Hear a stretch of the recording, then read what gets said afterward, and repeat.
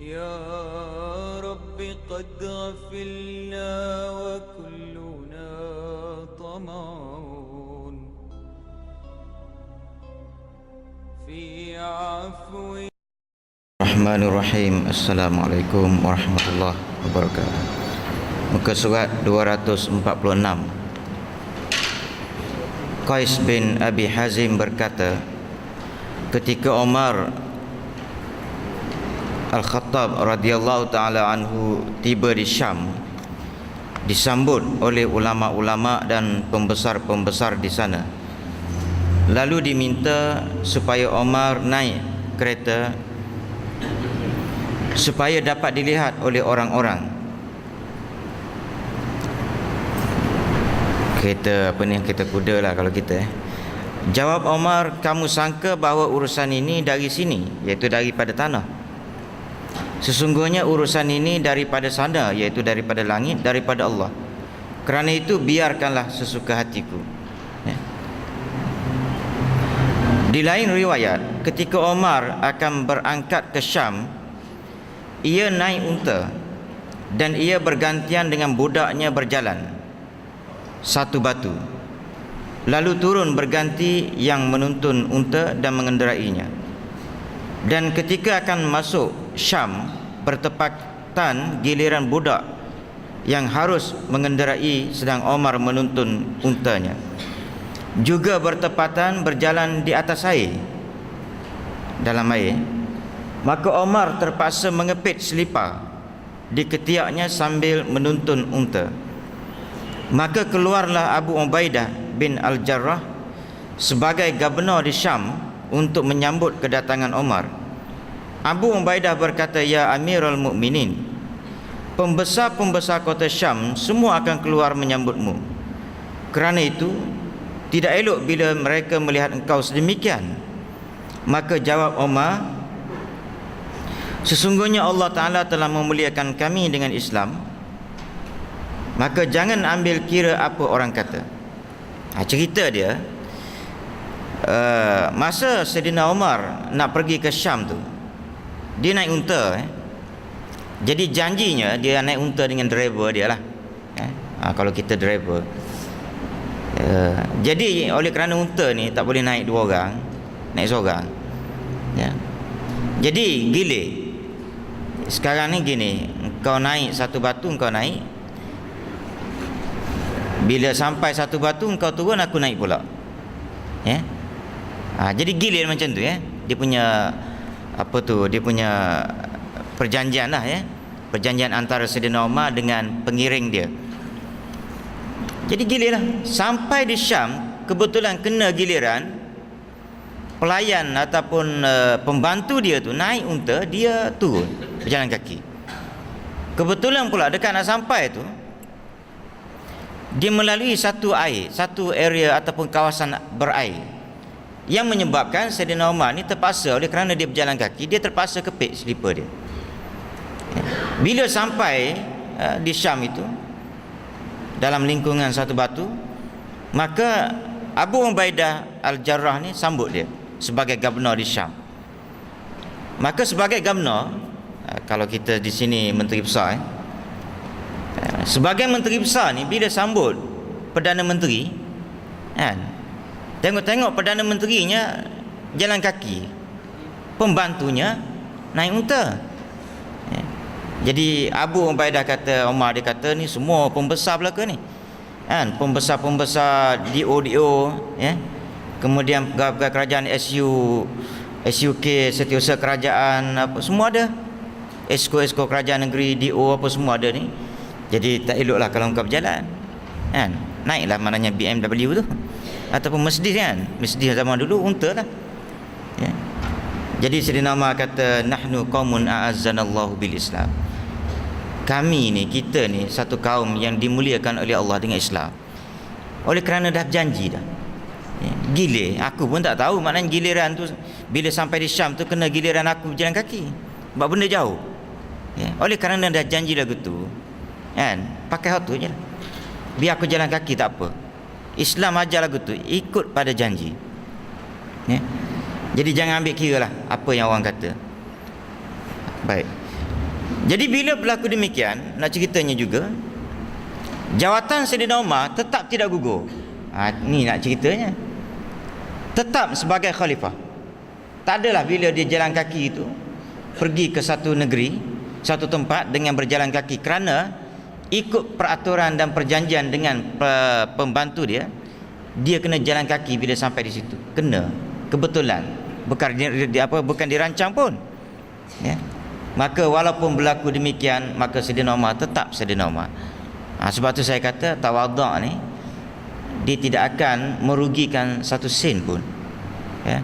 Tidak akan menurunkan darjat kita. Bahkan menaikkan lagi darjat kita di sisi Allah dan juga pada pandangan manusia. Salman Al-Farisi radhiyallahu taala anhu ketika ia menjawat jawatan gubernur di Madain, pada satu hari seorang terkemuka di kota itu membeli barang-barang keperluannya di pasar. Dan ketika itu bertepatan Salman Al-Farisi berjalan, maka oleh orang itu disangkanya kuli, lalu dipanggil, mari bawakan barang ini. Jadi Salman ni masa tu jadi menteri besar di Madain. Jadi satu ketika dia berjalan, dia menteri besar berjalan nak tengok rakyat dia berjalan di pasar. Dan dulu ni tak ada gambar. Naik menteri besar pun tak adalah gambar terpampang dia pejabat ke mana-mana, tak ada. Jadi adalah satu orang ni dia beli barang di di pasar, dan dia tengok ada satu orang nak suruh angkat barang lah. Jadi tengok gaya dia ni macam jenis ambil upah kot. Macam ambil upah, maknanya orang yang nak minta tolong ambil barang dia, angkat barang dia. Jadi panggil dia bagi upah.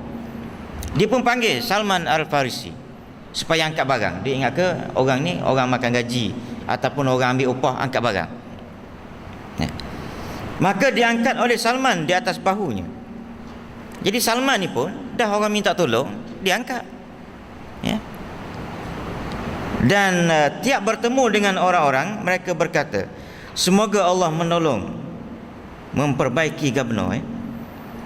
Jadi bila dia bawa barang tu, orang duduk keliling kelalang pasar tu tengok, Salman menteri besar bawa barang.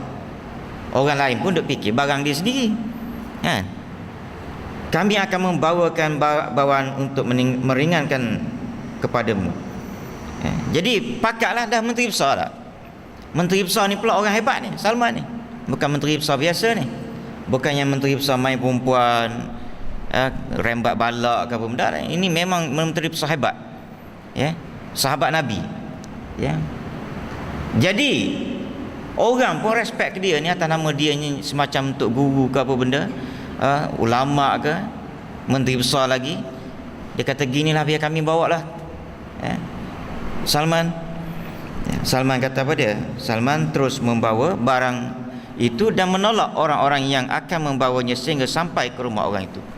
Salman bawa. Dia kata tak apalah, ada orang minta tolong, dapat pahala. Tak? Bawalah dia barang tersebut, pergi sampai ke rumah orang yang minta tolong dia bawa tu. Lalu orang itu minta maaf dan berkata, saya berjanji tidak akan menghina orang sesudah kejadian ini untuk selamanya.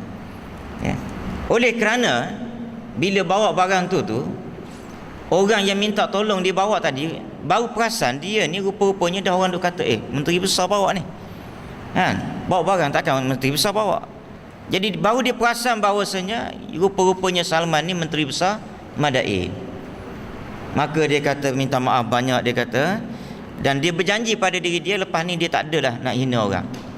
Mentang-mentang tengok selekeh ke apa benda tak, pakai selipar buruk, maka dia pun hina. Betul lah, walaupun nak upah. Jadi ini salah satu bagusnya. Kadang-kadang dengan cara macam ini kita mendidik orang supaya jadi baik. Banyak ni kes-kes macam ni. Jenis-jenis orang ulama tu, guru dia, ialah dia buat humble biasa. Last kali orang malu ke diri. Ada satu kes satu orang tok guru yang hebat. Dia mari rumah menantu dia di Kuala Lumpur. Menantu dia ni ialah nakal lah sikit jenis, asalnya nakal. Tapi tuan-tuan, dia boleh hantar, dia mari rumah menantu dia, maknanya dia tetamu. Kan? Dia tetamu lah kira-kira. Bila menantu nak pergi kerja, dia boleh hantar menantu dia sampai ke muka pintu. Dia. Kita, menantu kita tak pandang pun, anggap dia macam anak kita.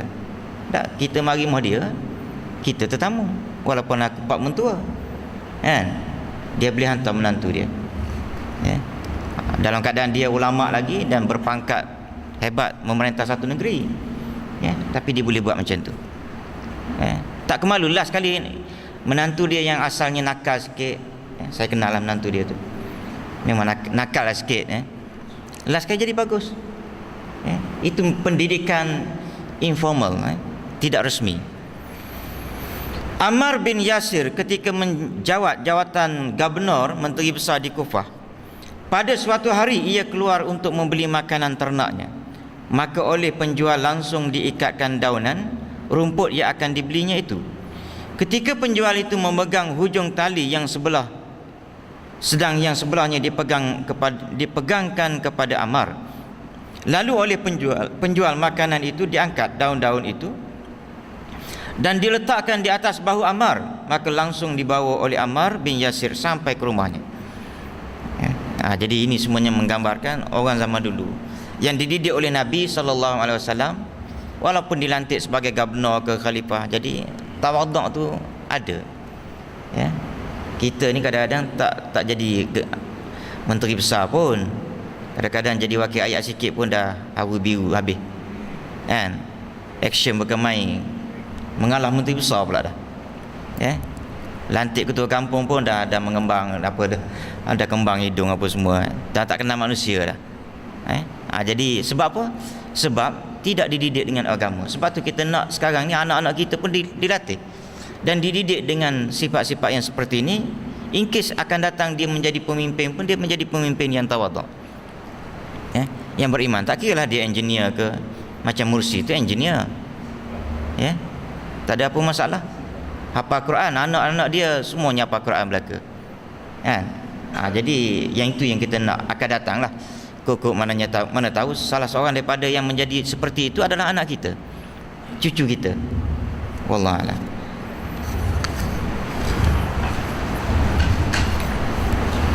Bismillahirrahmanirrahim. Alhamdulillahirabbil alamin wassalatu wassalamu ala asyrafil anbiya wal mursalin.